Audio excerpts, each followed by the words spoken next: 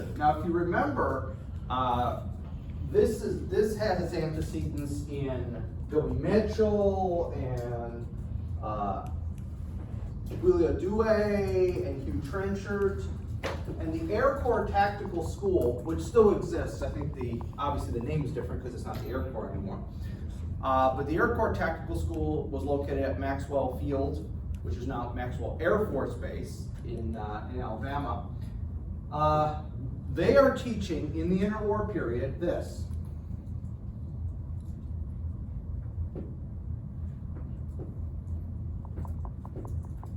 That is their mantra that they will repeat over and over again. And you remember the British Prime Minister even buys into this. Stanley Baldwin has that quote I showed you in the interwar lesson where he says, "The bomber can always get through. There's nothing to stop it, please." So what this quote boils down to is, if everything goes completely in our favor, we win. If everything goes exactly right, yes, we win. Which is true of everything, right? If every single thing goes to completely in your favor, it's hard to lose in anything. In warfare, in business, in computer games, in anything, if everything goes completely in your favor. But yes, that's the problem. If everything goes completely in your favor, it works. If not, it doesn't. So, Air Corps Tactical School, that's what ACTS is. Air Corps Tactical School. These are the 6 assumptions they make about strategic bombing in the 30s going into World War II. These are the 6 assumptions. So remember the assumptions going into the Schlieffen Plan? We're going to have a very similar experience in the next few minutes. Okay? So you're going to have some deja vu because there's some similarities. Number 1, vital targets in the enemy economy exist. Now, okay, on this one, all right, I'm willing to say, sure, there might be vital targets in an enemy economy that, were they destroyed, would severely damage. I don't know about collapse, because they keep talking about collapse a lot, but severely damage the enemy economy. Okay, I'm willing to accept that. That's not an unreasonable assertion, right? Second one, that we can identify these targets. Well, now that's a big leap, right? Saying, in theory, something exists in my enemy's economy that if I destroy it, will severely damage, if not collapse, their economy. That's not an unreasonable proposition, but now I've got to figure out what it is. So now it's just become a little more complicated. They also have to be vulnerable to precision bombing. I've just made this even harder. Isn't something that's valuable has to be more protected even more? So how is that vulnerable? Yep. So it exists. I can figure out what it is, and it's going to be vulnerable to precision bombing. See how this is getting a little more complicated? Well, not more, a little more. A lot more complicated each step we go into this. Next one. The bombers can actually hit it. So again, nowadays with laser guided and all that kind of stuff, that one's no problem. We got that. We can cross that off the list. But I would argue to you, even today, some of these earlier ones are still kind of iffy. Does that thing exist? That one cog, that one, what term do they always use? They don't call it a cog. What do they call it? Shoot. Pressure point? Choke point. Choke point. We could choke off their economy if we can destroy this one thing. Okay, so even today, I would say these first 3, depends on the country, obviously. You know, certain countries would be easier, certain countries would be harder. Okay? Yeah, but with a bit of a bomb, you don't need to be accurate. Well, again, the nuke simplifies this whole process, okay? But since we haven't used those since 1945 and we don't want to use those, unfortunately, that's not really an issue. Number 5, if we just drop enough bombs on enough targets, we collapse the enemy economy.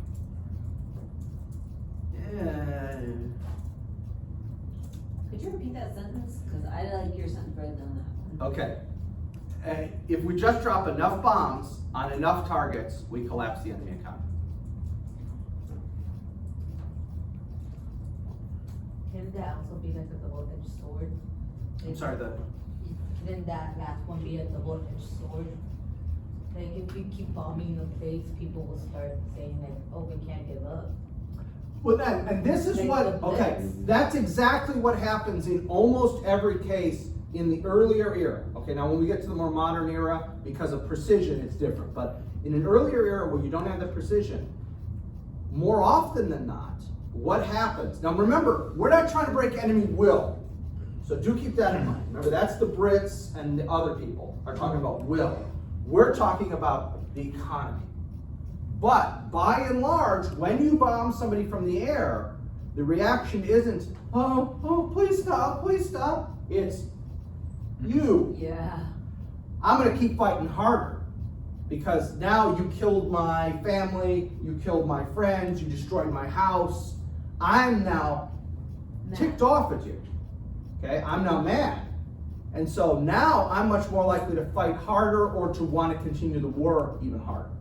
So that's the ultimate failing of the British/German/whatever model. The morale thing. It's 180 from where they say it's going to be. It's going to destroy the morale. No, it actually increases morale. Okay, look at the Brits and the Germans in World War II, both of whom had their cities heavily bombed. No, it's completely the opposite. The Germans want to fight even harder. The Brits want to fight even harder. It makes Brits want to fight. Yeah, the British. Yeah. Okay. Oh, yeah. The British. When they're destroying London, the British reaction isn't, oh, well, we better quit. It's now like, okay, now it's really on. There we go. And lastly, number 6, unescorted bombers can get through the enemy air defenses to deliver their bombs properly. No, And this is going to be a complete, if I'm a professor, so I think of everything in terms of A through F. F. Yeah, that one's an F. Make an unescorted tank get through an enemy line. Well, exactly. It's the same thing. Yeah. Yeah, if a tank doesn't have infantry support, it's not going to succeed. So it's the same thing with a bomber. If you don't have support, no, you're not going to make it. So again, like I say, I liken this back to the Schlieffen plan, when we had that list of assumptions about the Schlieffen plan. It's very similar here. That they get harder as you go up. And if any one of these things you pull out, just like with the Schlieffen plan, the whole thing collapses. And this is why we're going to spend about 1.5 years bombing the Germans. And are we killing people? Are we destroying things? Oh yeah. But what are we doing to ourselves in the process? I mean, it's really ugly. The single worst job, when we talked about the merchant marines and how bad that was, as a job, the single worst job, if we could focus it down more rather than just whole branches of service, being an 8th or 15th Air Force bomber crews in World War II. Those were the single most deadly. You're safer being a Marine rifleman than you are being a member of a bomber crew in the 8th or 15th Air Force, unless it's like the last year of the war where German defenses are pretty worn down. But 42, 43, and even 44, it's deadlier being a bomber crewman than it is being a Marine rifleman going ashore on some island in the Pacific. And one of the reasons is when the plane goes down, you go down with it. You can be wounded on the ground and evacuated and survive. Most of the time that doesn't happen in the air. If the plane goes down, the movie version where you just parachute out safely, yeah. When a bomber, one of the large bombers is going down, it starts to spin generally, and that centrifugal force means you're not getting out one of the hatches. And by the way, some of the hatches are so small, they weren't designed for you to fit through with a parachute on your back. So good luck with that. So yes. So we try it, and Yeah. Why are you making my fear of flying even worse? Yeah, I'm sorry. You're talking about a World War II bomber that's being shot at. You're not talking about, whatever, I don't even know what, 767 or something like that. It's not the same thing. Don't worry. Okay. Now, if you remember Dewey's theory, just backtrack a little here. We bomb the enemy population, their will collapses, we win. Okay, it was simple and elegant. It was completely wrong, as we know now, but it was simple and elegant. It's just 1, 2, 3. Bomb enemy population, they cry for mercy, they surrender, boom, war's over. Okay, never worked. It's never worked anywhere. The Air Force will try to tell you, to this day, there are air power advocates in the United States military that will still try and argue that you can break the enemy's will. There are guys who will say that. And when you ask them for an example, of course, they have to really dig deep. The only example I've ever heard an Air Force officer make is Kosovo, Bosnia, back in the 90s, where the Serbs were slaughtering, anybody who wasn't a Serb. And so we decide we're going to intervene, and we start doing a bombing campaign. And what they don't tell you is the reason the Serbs stopped was not because of the bombing campaign, but because the British also announced, in coordination with our bombing campaign, the British were sending a brigade ashore, a land brigade. So you could give us like maybe half credit and say like, okay, well, it was half the Brits, half us. Okay, that's the most credit we get on that one. We get like maybe 50% credit. I would argue it was mostly they were afraid of the Brits showing up. They really weren't afraid of our bombing. But that's my opinion. So anyway, that's Dewey's theory. The Army Air Force's strategy is a little murkier. Okay, so it starts with bombing the industry.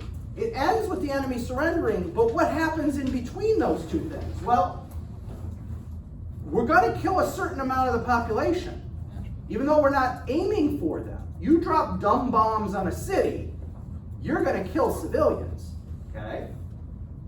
And so the question is, are we going to break the enemy's will, or are we going to break their military by bombing industry so they can't get supplies? And the Air Force never seems to get a grip on what are we doing.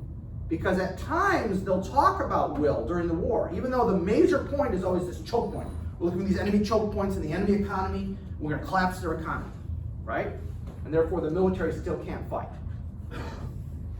But then they'll talk about morale sometimes. Okay, which is it? Make up your mind. And as it turns out, we don't do a good job on either one. We neither break their military nor break their will. So, again, Dewey was wrong, but at least it was an elegant theory. This is a completely inelegant theory that also doesn't work. And again, when you read if you haven't read already, if you read the strategic bombing excerpt I posted online for you guys, yeah, it shows. Oh, it didn't work. It didn't work. The numbers aren't there. Please. I have a question. I know this can be a little silly, but what happened when you are bombing targets that they, economically didn't worth the cost of the aircraft? Which is another great point. You're sometimes bombing targets and your losses economically are worse than the enemy's. And that's happening a lot. That's happening a lot. I mean, so you're basically going in and then you're claiming victory. Like, we bombed the heck out of that whatever plant, whatever factory. But when you look at what the cost was to the Germans versus what the cost was to the attacking Americans, it was way worse for us. And that's happening a lot. Yeah, my question is, so it's no wearing down your force rather than the Absolutely. We're wearing down ourselves. And one historian likened it to trench warfare in the air. We basically just keep sending up the bombers, they keep sending up the fighters and the flak, and we just keep going until one side collapses. So, again, somebody smarter than I came up with that. Trench warfare in the air, and I think he's right when you look at the losses, and we'll see the losses as we go through here. All right, so what is our doctrine, our air doctrine in the early part of the war? Okay, so from Pearl Harbor to October of 1943, that's this early point. All right, well, according to the Air Force, Air Corps, whatever you want to call them, strategic air power is decisive of itself. It doesn't need anybody else. And this sounds exactly like Billy Mitchell. This sounds exactly like Giulio Due. This sounds exactly like Hugh Trencher. All our World War I and interwar buddies, this sounds exactly like the spiel they were giving us. You don't need the Army, you don't need the Navy, all we need is air power. And they're preaching that, like I say, until October of 1943. And I'll tell you why it's October of 1943 in a minute. Again, we're going to attack these critical enemy industrial choke points. That's their buzzword at the time. By the way, the Air Force will use different terms later on when they're in independent service, but this is really fundamentally what they do continuously. They try and do this same sort of thing in Korea, they try and do the same sort of thing in Vietnam, and never with success. I feel like for every dollar that the B-52 destroyed, America spent like $10 or $8, something like that. Yeah, when you get to Vietnam, I mean, you want to talk about, 1 second. When you get to Vietnam, you want to talk about absolute waste. I mean, just absolute waste is the bombing campaign in Vietnam. The strategic bombing campaign, not the tactical, like when you're getting shot at and you're calling in a fighter bomber to come in and, soften up a target right in front of you where they're killing your guys. But I'm talking when we're bombing in Cambodia and we're doing these B-52 strikes. Yeah, somebody's done an analysis, and I can't remember the numbers, it's been so long, but it's like, to kill one Vietnamese soldier, it costs something like $80,000. In 1960s, $80,000. So you're talking probably like $800,000 to kill one dude. Some crazy number like that, please. Can you explain these 2 points? Because I don't know what they're talking about. Okay, so the first one is, remember how that Due and Trencher and Billy Mitchell are saying, you don't need a Navy, you don't need an Army, all you need is air power? Yes. So that's what that first one's about. Okay. Okay. And the second one, again, is we're going to find something in the enemy economy that if we can pinch it off, choke it off, then you can no longer produce tanks and airplanes and whatever. Okay. That's what they mean by choke point. We're going to choke off the enemy's supply, and the economy will collapse. That's the theory, at least, okay? Which never works. But it may have been able to, but we'll talk about that at the very end of the lesson, okay? The Army Air Corps is convinced that these long-range bombers, okay, so principally we're talking the B-17 and the B-24, if you're into planes. That's the two we're talking about, the B-17 and B-24. That there's enough firepower on each of these bombers. Each bomber has 10 50 caliber machine guns, okay? Now, if you know how much devastation a single 50 cal can do, because I mean, a 50 caliber BMG slug is it's a big round, okay?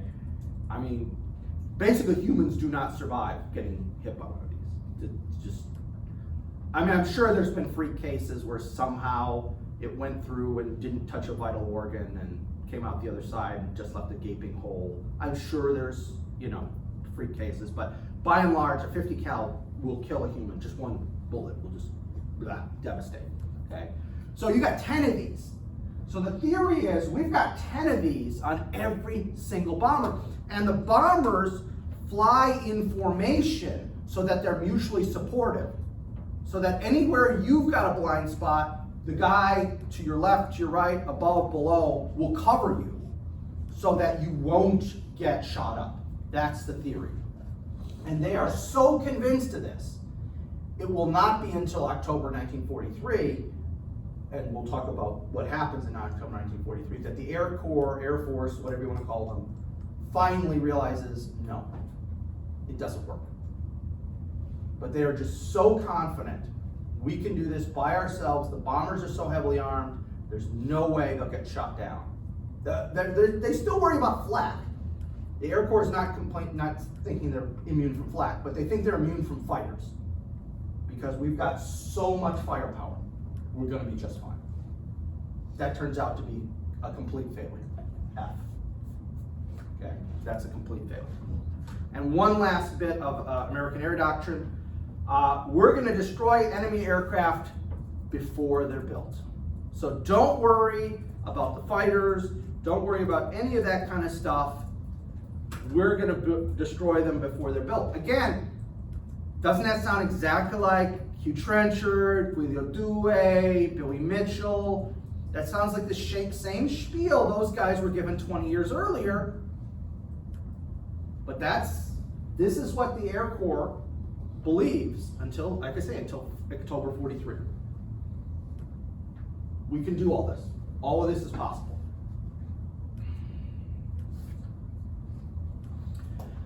Now, our British cousins go ahead and remember they have two and a half years of warfare before we do.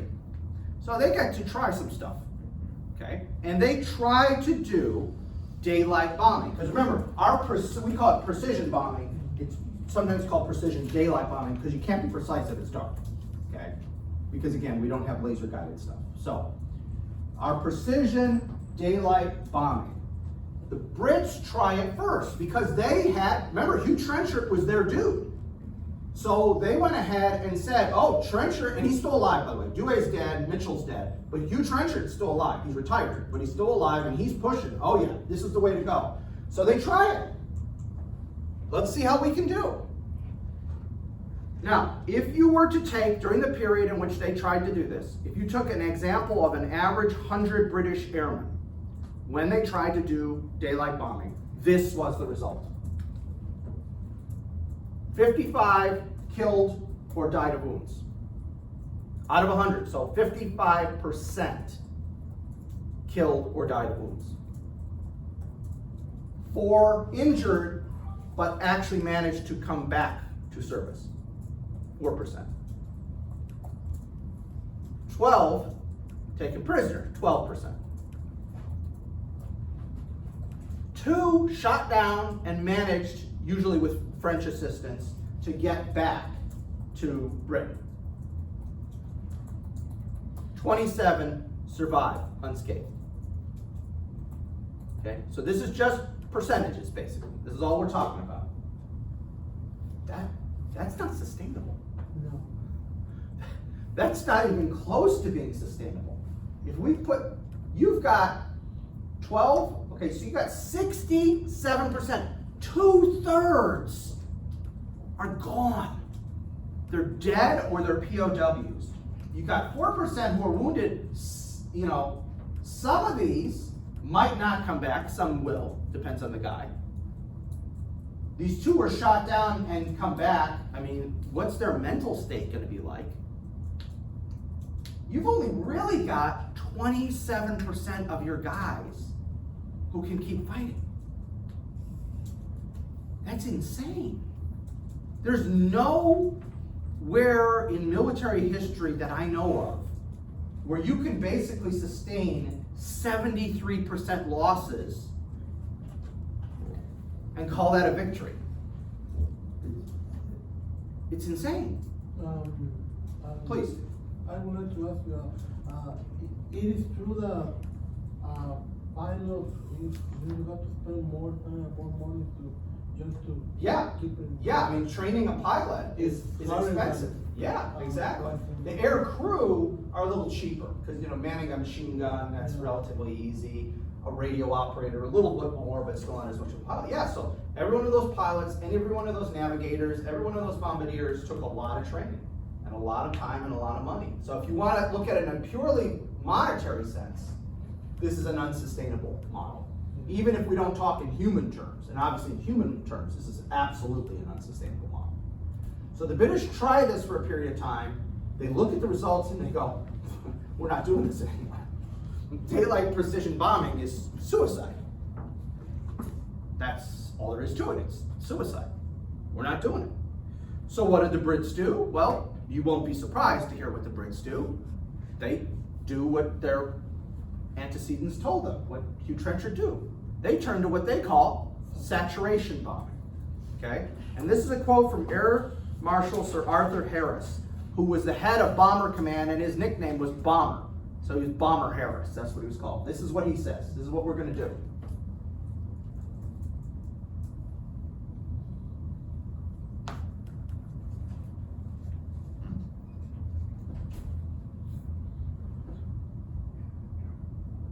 I mean, that's some cold-blooded stuff right there. Yeah. That is some cold-blooded. Now, he's saying this to Ira Eaker, the senior American airman who first comes to Britain. So this is just 2 months after Pearl Harbor. Eaker goes to Britain to start setting up our air presence. And that's what Eaker tells Harris tells Eaker. This is what you got to do. You can't do daylight bombing, guys. I'm sorry, we tried it. It was horrific. I'm sure he gave him the numbers. I'm sure he gave him some report that the Royal Air Force produced saying, here, you can't do this. And Eaker's response is, well, take a guess, even if you don't know. What do you think the American said? So cute. No, that's because you are British. That's because you're British and we're Americans, not Americans. So we're gonna be able to do this. You're loser British and your empire's falling apart. We're the up and coming guys. We beat you in the So pretty much revolution. that's exactly what it says, like you're wrong, we're right. Yes, exactly. Yeah, I'm sure it didn't work for you because you suck. Yeah. And we're awesome and we're gonna try it anyway. You're wrong, you're right, shut up. Yeah. So we're gonna have to, look, We're so stubborn. the British failed in Afghanistan in the 19th century. The Soviets failed in Afghanistan in the 20th century. But we were gonna succeed in Afghanistan in the 21st century. No. How'd that work for us? It doesn't. But you have to give it this. We're persistent of being stubbornness. Yeah, persistent of being stubborn and occasionally stupid, yes. But we are persistent, yes. It's true. Persistently spent that money. Yeah. Yes. Hey. Yeah. I mean, we're not wrong, we're just a little early. Is that what it is? I guess so, I mean, eventually we'll get it right. Better late than never. That's right. No, the answer's never. So, anyway, so what we come up with is the combined bomber offensive. And the motto is Americans by day, British by night. Okay? So the British bomb at night because it's safer. Fighter planes can't see them. We bomb by day because it's the only way you can be precise. They're still doing their saturation bombing. We're going to do our precision bombing. Okay? So let's compare the two formulas because we're working in concert, right? So let's compare. We got the British who bomb in what's called a bomber stream. So they literally, it's a long line of aircraft. And it's just one aircraft after another. So the first aircraft marks the target. So the very first aircraft in the bomber stream has the best pilot, the best navigator, the best bombardier, the best of it. Like literally, they've gone through that unit, found the best of everything, put them all in one crew. Your job is to find our target. In the dark, without any modern GPS or anything. Isn't that a little bit dangerous to put like the best of everything in one thing? Yes, but remember, we don't have to worry about fighters. We only have to worry about flak. So you only have a 50% chance of getting, no, I'm joking. But you only, but the hope is, the best guy is gonna find the target. Because it's the best pilot, best bombardier, best navigator. They're gonna actually find the target. And then they go in and their bomb load is not bombs, it's flares or incendiary bombs to make a big, huge, Yeah, that's true. you know, to show on the ground, there's your target. It's all lit up like a Christmas tree. And then one after another, the planes come through, choo, choo, okay? They see the big fire on the ground or the flares on the ground, drop on the flares, drop on the fire. And just one after another, bomb, bomb, bomb, bomb, and then they swing around and go back home. That's how they bomb. In a bomber stream with target marking. So they go in, first guy marks the target, and then you just go in. Boom, boom, boom, boom. Now, in flight, in an era before GPS and all this, if you can't see the ground, it is exceptionally hard to find a target. I don't care how good your navigator is, I don't care how good his math is, you're off by, a tenth of a degree. When you take off, 600 miles later, you're 50 miles away from your target. Okay? So that's the problem. They're bombing at night, they have nothing. Okay, now I'll take that back. When they're over water, you can look down and the moon will reflect or whatever. You can see you're over water. Once you're over land, and when the cities are all blacked out, that's because remember there's blackout conditions in all the cities, it's really hard to see. So again, they're area bombing. They're not looking for an individual target. They're just looking for an area. We're looking for Hamburg. We're not looking for the docks at Hamburg. We're just looking for Hamburg. Or we're looking for Berlin. We're not looking for a specific building in Berlin. We're just looking for Berlin. What is their success rate? Oh, go ahead. They're going for the civilians now at this point with this. Well, we're not. Yes and no. The British, even when they're being cold-blooded in private, publicly they don't say we're going to kill civilians, but we're going for the city of Berlin. But since you can't hit a specific building in Berlin, Yeah, they weren't naming it. Buildings. you're just killing people. I mean, if you're just randomly dropping bombs on Berlin, what are you doing? You're killing people. But even the British are not so cold-blooded, they'll literally say, we killed 10,000 people today. No, we did this much devastation on Berlin. 10% of Berlin was burned down. We had a successful bombing campaign last night. There you go. What's their success rate? 10% within 1 mile of the target. But remember, the target is an entire flippin' city. So 90% of the time, you couldn't even hit a city. Granted, Houston's a big city. Maybe not the best example. Let's say Kansas City. Let's say St. Louis. Let's say a slightly smaller city. But 90% of your bombs didn't hit the city at all. So you got 90% chance of living. Well, okay. From the German point of view, yes, they had a 90% chance of survival and a 10% chance of death. But that's appallingly bad. All you had to do is hit the city anywhere. You hit an outhouse and it's in Berlin? You hit the target. Harry's bomber have the battle to say this is a success. Exactly. Yeah. It's crazy. It's crazy. Okay, so that's an appalling failure rate. Yeah. I'm sorry. I don't mean to be mean to the Brits. Ours isn't going to be much. Don't think I'm rah-rahing America right here. No. I'm saying this is appalling, but wait till you see our numbers. It's appalling, but in a different way. Okay. All right. So that's the Brits. The Americans, we bomb in a formation. Okay. Our guys are all lined up again, so their guns can be mutually supportive to shoot down fighters when the Germans send up fighters. We're looking for an individual target. If you haven't ever seen a good black and white, World War II bomber movie, where there'll be this auditorium, and there'll be these giant blown up maps, like big, oversized maps on the wall, and some officer with a pointer will be going, gentlemen, this is our target, the ball bearing factory at Schweinfurt, and they'll have this giant map, and every one of the bombardiers is getting that map so he can see what are the buildings around the ball bearing factory. So I don't hit any of those buildings, I'm just going for the ball bearing factory. That's what we're all about, that one target. So here's the thing, and again, precision, if you hit anything other than the ball bearing factory, the tank factory, the aircraft factory, what's just happened? You dropped your bombs, you hit Berlin, but you didn't hit the ball bearing factory. That's a failure, right? You're still making it. Well, in British terms, you still hit Berlin, but in American terms, remember, we're all about precision. So if you drop your bombs on Berlin, kill a bunch of civilians, but you miss the ball bearing factory, actually the ball bearing factory is in Schweinfurt, but work with me, you failed. That's what I meant, like they're still producing stuff. Oh yeah, I'm Yeah, sorry, yeah. I misunderstood. Yeah, Okay, they're still yeah. producing. They're still producing, so you failed, right? So what's our success rate? 16% within 1,000 feet. Now you might go, oh wait, whoa, mile, feet. That's awesome.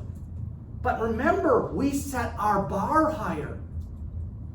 We set our standards higher. If you didn't hit the ball bearing factory, the aircraft plant, the tank factory, you failed. So our success rate is, quite frankly, no better than the British. I mean, 1,000 feet, I mean, you know, that didn't destroy the place. The 16% might have destroyed it, but the other 84% just hit some random thing in Berlin, in Schweinfurt, in Hamburg, in Munich, in Dusseldorf. You failed. So we both are failing. But we're failing, our targets are different, and we're still failing. Which one was failing even worse?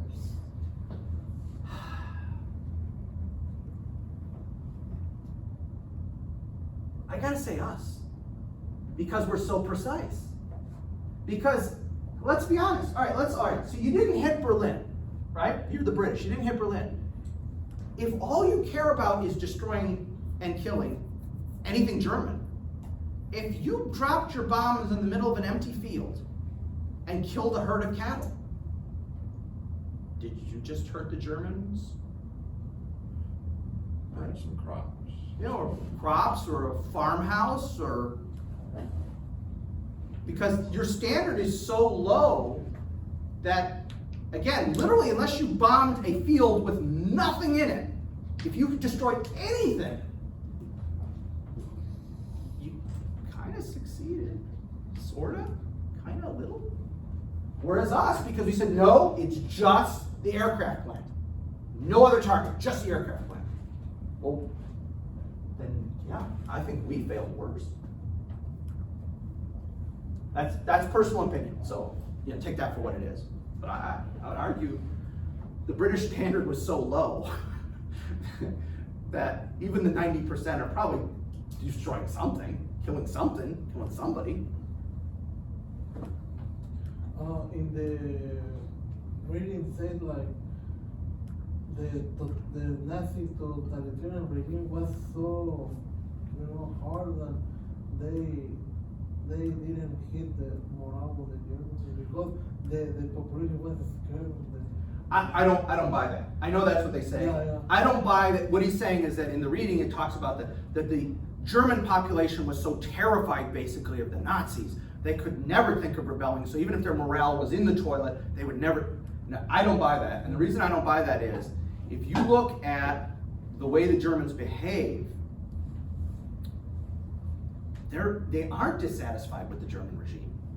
If you're not Jewish, one of Gypsy, Seventh-day Adventist, one of the groups that they target. Yeah. If you're just a regular German, you're regular Hans, you're a regular Otto, they don't feel threatened by and large. When you see this in post-war interviews and stuff like that, is the average German, no. And here's the other thing people don't realize. Hitler, though, you know, arguably insane by any reasonable standard, got one thing from World War I, and that is he remembers that it was the German population rebelling against the Kaiser that ended World War I.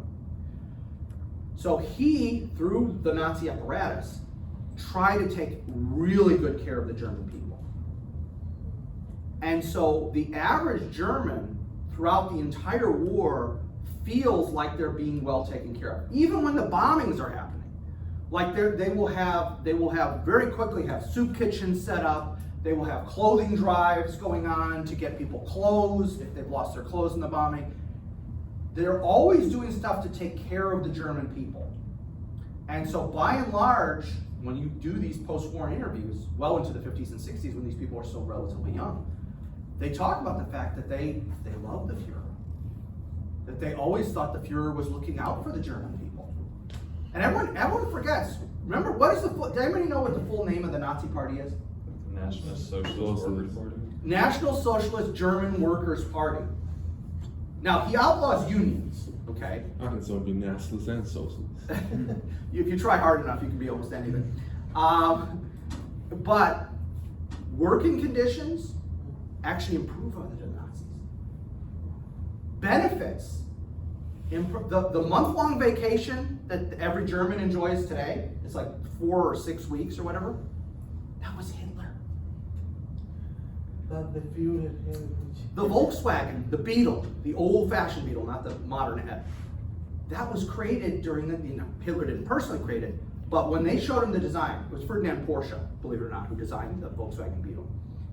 And Hitler just looked at that and he's like, every German family should have one of these. Because again, he was constantly thinking about keeping the people, as long as they keep the people happy, they won't revolt. And that largely is true, please. When Coca-Cola stopped doing business in Germany, they made Fanta. Exactly. Yeah, that's true. My mind was blown when I learned about Yeah. that. Fanta was created because Coke stopped doing business in Germany. Yeah. Don't you want? Yeah, and all these things, he was very good at looking after the German people because that was a lesson he took from World War I. It's one of his more lucid moments where he goes, it was the German people rising against the Kaiser that ended World War I. If that hadn't happened, in his mind, we would have won World War I, which is absolutely ludicrous. We've talked enough about how World War I went, that the Germans were tapped out. They had no more power at that point. Yeah, but that's, fantasy versus reality. But, so no, by and large, I think all the post-war stuff tends. I know that's what they said in the official report. I'm not criticizing you, that's not your fault. No, it's just. Yeah, but no, the German people were very happy by and large. Were they not? They weren't happy about having their houses destroyed. But again, as we've talked about, they didn't project that anger toward the Nazis. They projected that anger toward the British and the Americans. Yeah. It's their fault. And Jews. That's all their fault because if they, you know that goes. So this campaign basically solidifies the approval with the regime. Yeah, absolutely. So, anyway, so you see that this is how we do it. This is the success rate, and it ain't good. It's just not good. Now, this choke point idea. The Army Air Force is desperate to figure out, well, what's the choke point? We gotta find a choke point in the German economy, right? They decide that the choke point is ball bearings, all right? Now, ball bearings, you don't see ball bearings used as much in modern industry because they do other kinds of like hydraulic fluid and things like this. But ball bearings are still used. Anytime you have two metal surfaces that are going to come together but that you need to move, you'll have ball bearings put between the two metal surfaces to allow them to glide back and forth. Like I say, they still use them now, but there are other things they do. Modern technology is different. But anytime you got two surfaces that are going to meet where you're going to have to pivot, you put ball bearings in so it allows them to glide. Okay? Now, we decide, what, I'm sorry? No, He was friends quotes. you said pivot and then it's pivot. Oh. The friends episode. Okay. Pivot. So, we decide this is the thing. This is going to be the thing. We choke off ball bearings. They can't build tanks. They can't build aircraft. We're going to shut down the economy. For instance, in December 1943, the German aircraft industry used almost 2.4 million ball bearings. In 1 month, just the aircraft industry.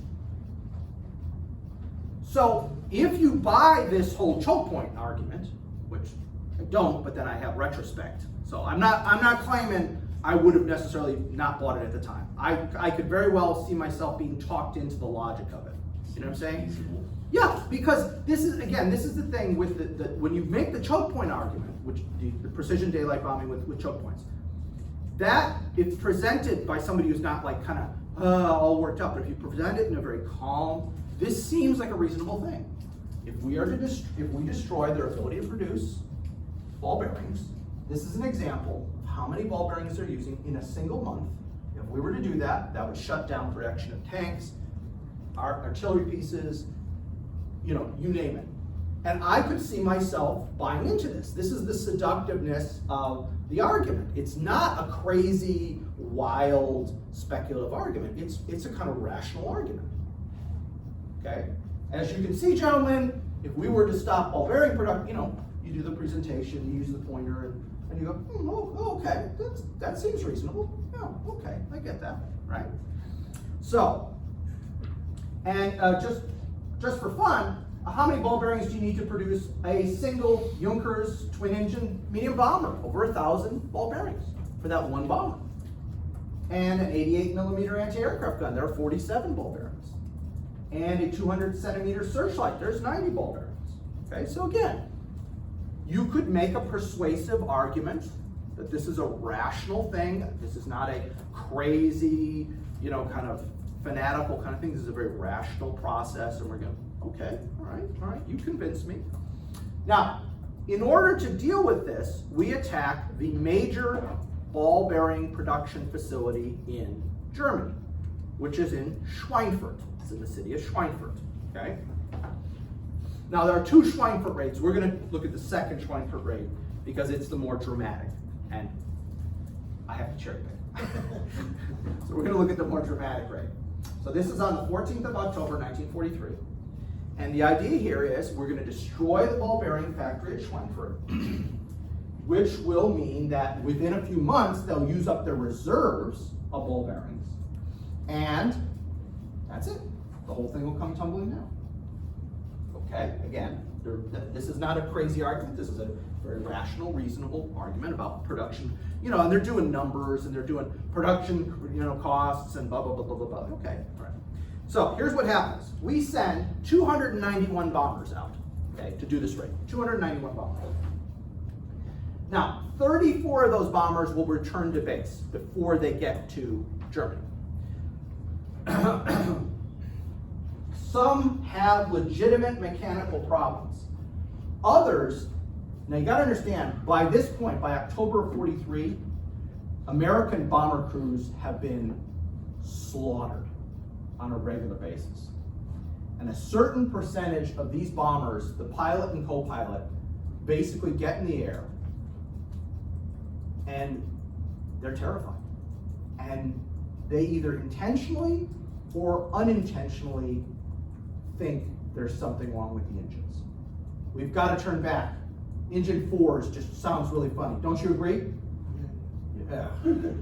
And so there's a lot of that going on. And people might level the accusation of cowardice against these guys, but again, based on what I know about what it was like to be a bomber crewman, how these guys kept going as long as they did is amazing. Now you gotta understand, most of them, after they get back from a mission and they're debriefed by the intelligence officers, they very quickly get as drunk as they can. Because they're self-medicating. There's no Xanax, there's no, other kinds of mental stimulants, legal mental stimulants. And drugs, as we know them nowadays, aren't a thing in those days. So basically, these guys all come back and get just completely drunk to calm their nerves down. In fact, when you come back, they will usually give you, those little bottles you get sometimes, like on airplanes or something, the little bottles of alcohol. They will actually sometimes hand you 2 or 3 of those to help you calm down after the flight. So you'll do the debriefing, and the debriefer, when you finish, will shove across the table a couple or 3 of those little bottles to help you calm your nerves. And what will happen, what doesn't get talked about a lot, but a lot of the Greatest Generation guys, an awful lot of them are alcoholics in later life because they're still dealing with severe PTSD from the war, whether it's airmen or Marines or soldiers or whatever. Steven Spielberg and Tom Hanks are going to do another series. So they did Band of Brothers, they did the Pacific. They're doing one about 8th Air Force bomber crews right now. And so I hope it's going to be as good as the last 2. Because if you haven't seen Band of Brothers and the Pacific, see them. Band of Brothers is the better of the 2. Pacific is really good, but it's different. I'd say like B+ Pacific, A+. Yeah, I'll go with you then. So they're doing one about the 8th Air Force. So they're already in production. I've already seen stills of it. So this is not, for years they were talking, we're going to do this, and I kept thinking, yeah, right. But no, I've actually seen production stills. So it's going to happen. It's going to be one of these HBO things, HBO miniseries.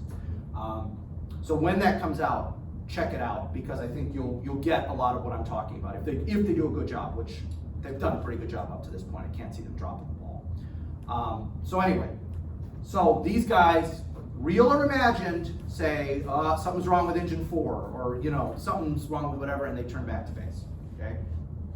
Now, so we're down to 257 bombers get to Germany. They get to the German border, they fly across that German border. All right, now, 229 actually get to Schweinfurt. So between the German border and the city of Schweinfurt, we lose another 18 bombers. Whether they turn back, whether they are shot down, what have you. Ultimately, 192 get back to Britain after performing the bombing raid. So we've lost another 20, 30, 37? I'm not good with math. 37, look right? All right, we've lost another 37. Only 175 bombers are well enough to be used again. So we've got 175 out of this group that can fly again, plus we add the 34 bombers that returned to base before they were damaged. Okay? So that means we have a 28% loss in the bombers. More than 1 out of every 4 bombers has been either shot down or so badly damaged, in the case of these 17, so badly damaged that after it gets back to base, they just junk it. And this also speaks to how much stuff we're producing back in the United States. Because the idea today that you could just junk a plane because it had some holes in it. These things cost like $100 million each. You don't just junk it because it's got some holes in it. What about all those graveyards of like remnant planes? Well, those are stuff that we've either intentionally mothballed because we need them for parts later on, or that we just don't use that model anymore. So that in some cases we just don't use that kind of plane, and so we mothball them just in case World War III breaks out and we need them. So that's kind of a different thing. So 28% bomber loss. And just break down this a little further, 60 bombers are shot down. 5 bombers have to ditch, meaning they're so badly shot up that they're shot up, but they're not in a tailspin. So in this case, they're shot up, we're not gonna make it back to Britain, but the pilot can keep it steady and level long enough to let the crew jump out. So there are cases where the crew actually does get out alive. Okay, and in these cases, these 5 bombers, they're badly damaged. We're not going to make it all the way back to Britain. So once we're over France or the Netherlands or Belgium, a country where the people like us, I'm going to hold it steady, let everybody get out, and hope I can then put the autopilot on and get out myself. Now, the autopilot in those days literally just kept the stick steady. That's all it did. It's not like today where it'll actually make changes in speed and everything. Just gonna hold it steady, and then I rush to try and get out the hatch. Pilots, though, very often don't make it. The crews will make it more often than the pilots will. 17 bombers are totaled after they get back to Britain. I already mentioned that. They're so shut up. So we have 82 bombers lost, which equals 28% of all our bombers. And again, strangely enough, we don't care about that. We're making so many bombers back home, whatever. Bombers aren't a thing. But please. Of the bombers that like had holes and everything, did they use some of them? Oh yeah, they use them for spare parts. Absolutely. What they no, do is for the balloon army. For the what? The balloon army or the ghost army that they have. Sometimes, yeah, sometimes they'll do that. But more often than not, what they're doing is they'll have an area of the airfield where they just tow them off and kind of put them on the side, and then later on, when I need a spare part, but I can't find a spare part, my mechanic will go among those bombers that have been scrapped, and they'll take apart an engine or they'll pull something off of it. That's usually what they use them for. And more often than not, yeah. So, but that's the stuff. What about the human beings? Because every one of these bombers has a 10-man crew. Okay? By the way, Schweinfurt is known as Black Thursday. That's the nickname it acquires because of how horrific it is. Okay, so 10 guys in a plane, 291 planes, so 2,910 guys. They go out. We've got 310 returned to base. Remember, those are the bombers that, for whatever reason, real problems or imagined problems, went back to base. All right, so we subtract those guys out. 650 men will be declared missing in action. Now, it's important to understand some of these will later be relisted as prisoners of war or killed in action. Some of them are to this day listed as MIAs. The number of MIAs from World War II, it's well over 10,000, still to this day. And there's the Joint Recovery guys in Hawaii. There's an office called the Joint Services Recovery, I forget, it's one of these long names. And they still regularly find bodies from World War I, World War II, Korea, and Vietnam. They are still, I knew a guy, one of my students at Leavenworth had worked with them right before he came to us. And he said, yeah, they would go out to some island in the Pacific. They would go to, when we had a good relationship with some other country, we could go to those countries and find remains. And because of modern DNA stuff, in the old days, you'd find the remains and you just, if there was a button or something, you go, oh, well, that's an American and we'll just bury it as an American unknown. But today, because of DNA and stuff, if they can find like a tooth, the tooth is the best thing. I mean, obviously, dog tags are the best thing.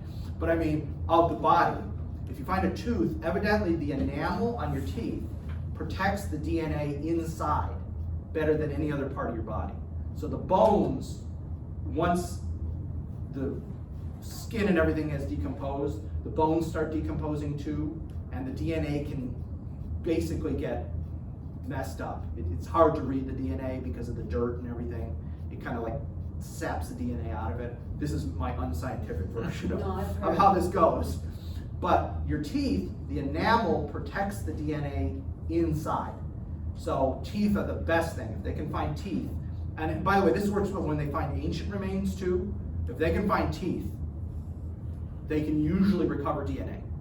And that's how we find so many really cool stuff with ancient humans and stuff like that, because if they can find a tooth, they can recover the DNA and you can DNA sequence it. For our purposes, if they find teeth, they can pull DNA samples.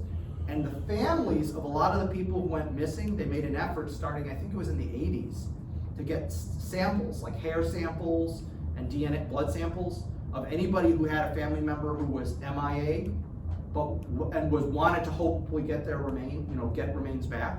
They provided samples, so they have a database, and if they get a tooth, they drill into it, they get the DNA out of the inside of the tooth, and then they try and cross-match it with all the samples that the families have given them. And they have an amazing success rate when they're able to do that. So that's still going on today.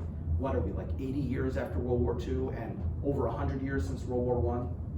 Still happening today. It's really cool, really cool. 50 guys are KIA right at the time. We know they're dead. And again, that doesn't count some of these guys who are going to be later KIA. 64 guys are wounded. And again, notice the huge ratio between those who are dead / missing and wounded, because again, if the plane goes down, this is just like the Navy, where the Navy casualty, it's supposed to be like 5 to 10 wounded for every 1 killed. Not in the Navy, not in the Air Force. If that plane goes down, if that ship goes down, you're probably going with it. Total casualties are 764, or 26% casualties. So again, that's appalling. And especially in the modern, it's still bad in World War II, but by modern circumstances, it's just, generals would be fired. I mean, if you had anywhere near that kind of casualty rate nowadays, which is rare to fire a general. More of them need to be fired, but it's rare. Yes, please. For those the missing in action, after the war, did they ever find people just living in small towns in the Netherlands? Thinking about the same thing. Just years later. The pina colada. Yeah. That's a great, there's a great French movie called A Very Long Engagement. If you have never seen it, it's a great French movie about a World War I guy where that kind of happens because he loses his memory. But to my knowledge, no, it's never happened for us. Now for the Japanese it did. Some of you guys might know this. The last Japanese holdout was in the Philippines, and he didn't surrender until 1973, I think it was. Yeah, So- his former commanding officer had to go up there. That's right. They made contact with him, and they kept telling him the war is over and stuff. He said, I won't believe you unless you bring my commander. And thankfully, his commander was still alive. They flew him from Japan to the Philippines, and his commander came there and ordered him to surrender. And so he gathered up, he had buried his rifle and his sword and all that in oilcloth. And so it was kind of intact. So he went and dug up all his stuff, put on the best clothes he had, and then formally surrendered. And there's pictures of him formally surrendering in 1972, 73. Yeah, they interviewed him as like, why you didn't surrender? And he's like, oh, I was intelligence. I was told not to die. Right. So yeah. So there were a few Japanese guys there was another guy in Guam who held out until the 60s, I think. But yeah, Americans, I've never heard of a story like that. Now, could it be? Well, sure, anything's possible, but I've never heard of it. But there's, like I say, really good French movie called A Very Long Engagement about a French soldier who loses his memory, and his fiancée keeps trying to find him, and it's like in the mid-20s after World War I that she finally finds him in a hospital because he has no memory and so forth. It's seen as both a guy flick and a chick flick at once because it's got the romantic angle, but it's a war movie too, so it's pretty good. I like it. I like it. All right, now. These were our losses. 28% bombers, 26% casualties among the humans. What were the German losses?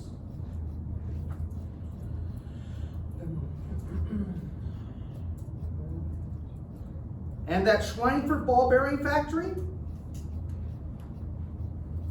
It was out of commission for 1 week. 1 week.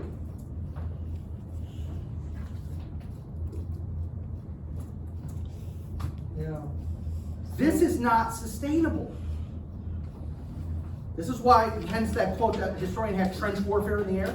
This is not a sustainable model. But the hardcore true believers, okay, and true believers in a cause, whether it's ideological or intellectual or whatever, can be a problem. And the true believers won't look at reality. So, after this happens, oh, by the way, this is some pictures. This bomber just had its wing blown off by flak, and it's about to crash. This bomber is this clip here is part of a longer sequence. When you're in that box formation, you're supposed to be lined up like this. They were lined up like this, and the bomber above dropped their bombs and severed the guy's wing. There's the actual film, you can find it, probably on YouTube or whatever. So they were, instead of being lined up like this, they were lined up like this.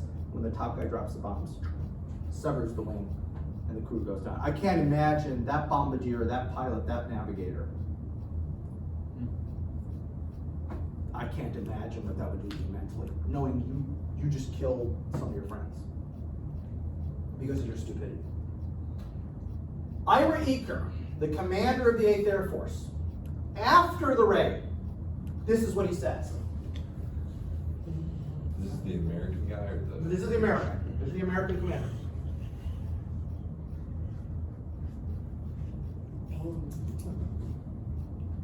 We've just sustained 28% material, 26% human losses. That's what he says. He's a true believer. We're going to make this work. And I don't care how many of you I've got to kill to make this work. That's basically the attitude. Were the German air campaigns failing this bad, or were they doing any campaigns like The this? Germans, after the Blitz, the initial bombing on London, they basically just go to nighttime terror raids.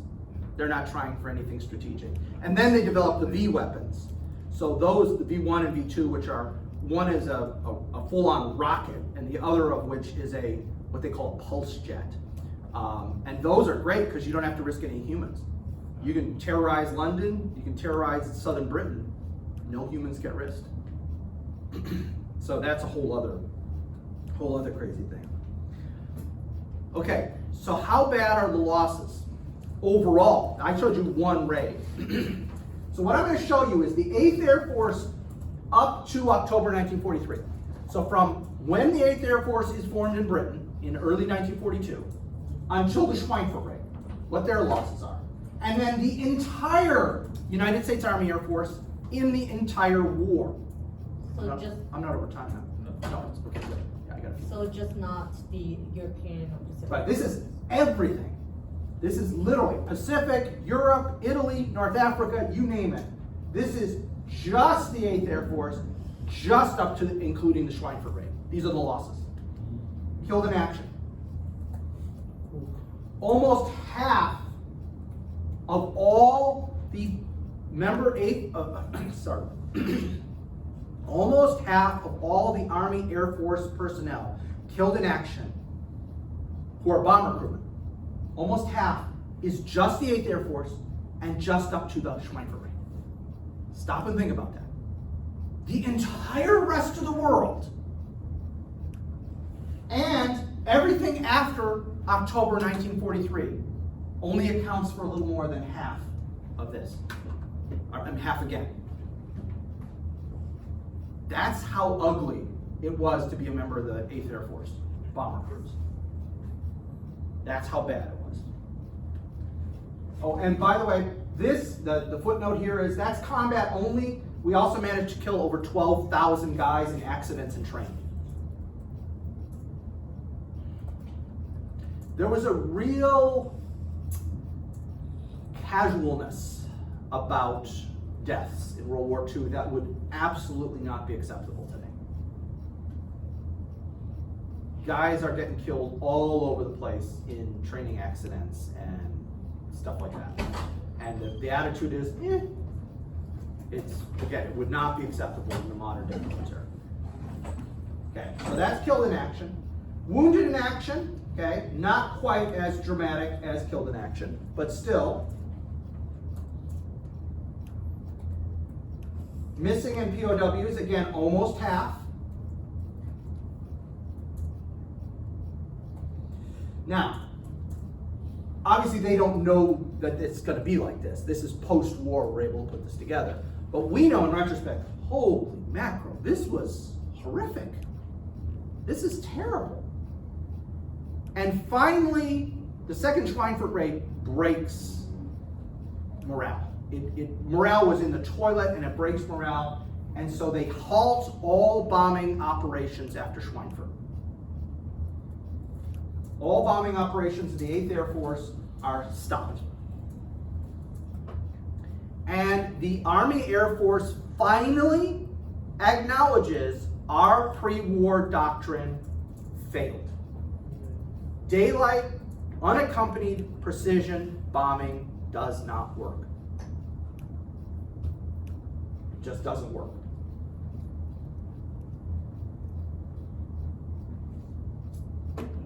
Please.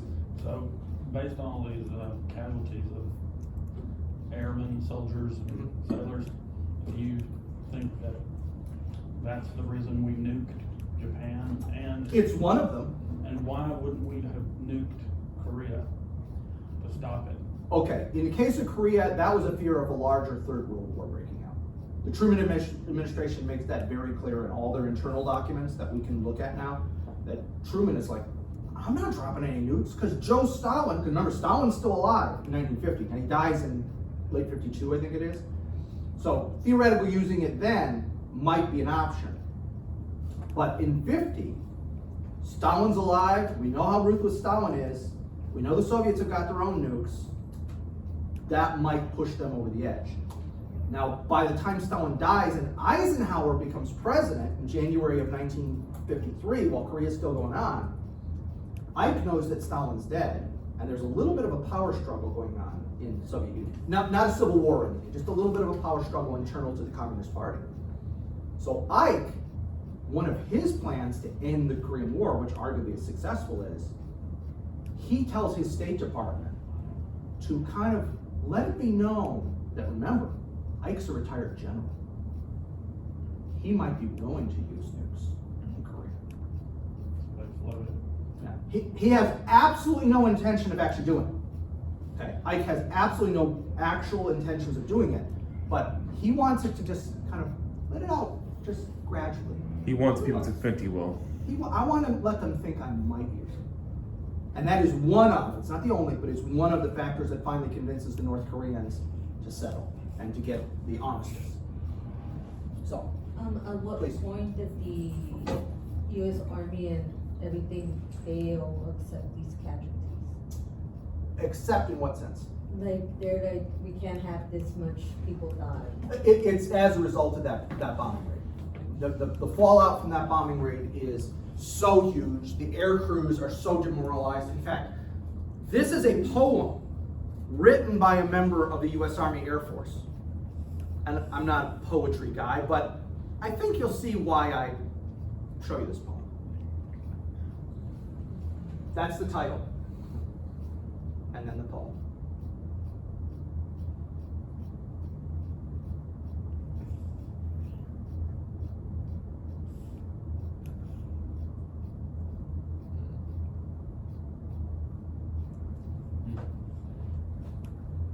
That's where the morale of the bomber guys is.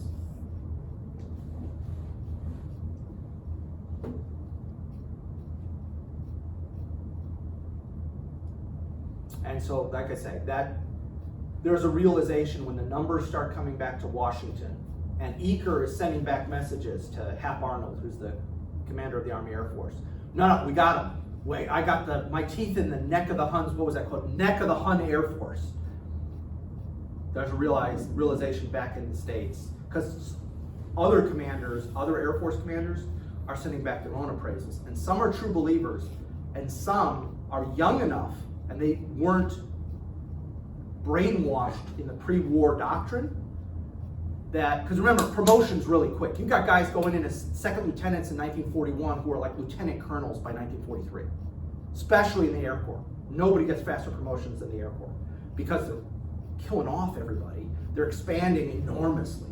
So you got guys who are lieutenant colonels who are like 23 years old. And they're sending back reports going, this is insane. My guys can barely function. They're so terrified of going up. They have to drink themselves into a stupor when they get back from a mission. Otherwise they can't function. They're writing poetry. They're writing this kind of poetry. This isn't dashing World War I, Knights of the Sky kind of poetry. This is, I'm going to die and it's going to be horrible and there's no hope. And so that's finally what breaks the dam, and Eaker's removed. Ira Eaker's fired. Now, of course, it's the Army, so we can't actually fire anybody. We just give them a job back home in the States. And in all fairness, even though I'm not a fan of Eaker, he was just following pre-war doctrine. He wasn't off on his own, doing his own thing. So why don't we break here, and then we'll continue on Wednesday.